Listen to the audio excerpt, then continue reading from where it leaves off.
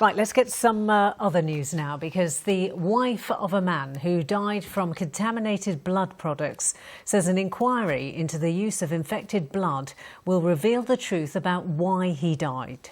David Hatton from Derby was one of thousands of haemophiliacs infected with HIV and hepatitis C after receiving blood from the NHS. Well, tomorrow the former Health Secretary and Nottinghamshire MP Ken Clarke is due to give evidence over his involvement in the scandal in the 1970s and 80s. Phil Brewster reports. It's more than 20 years since Rhiannon Hatton lost her husband David. Prior to his death, David from Derby had been given a blood product to treat his haemophilia, but it was contaminated with HIV and hepatitis C. After a steady decline in his health, he died in 1998, aged just 41, leaving behind Rhiannon and their 2 children. Our children didn't know till a few years after some time after David's death, what he died of, because he didn't want them to know. He didn't want them to suffer the indignity.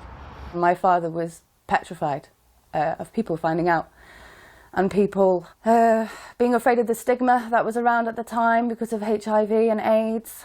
David Hatton was one of thousands of haemophiliacs and other patients given contaminated blood products during the 1970s and 80s, much of which was imported from abroad. Now an independent public inquiry is underway to examine the use of infected blood in the UK, how the authorities responded, and whether there was a cover-up. It will also look at the impact on the victims' families. In some ways they're tougher, stronger, better, more empathetic people that I think David and I could ever have dreamt of creating.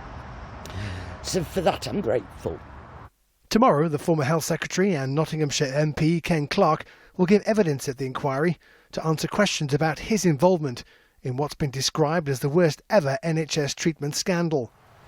Rhiannon Hatton says she hopes his testimony will shed light on what happened to David and all the other people who lost their lives.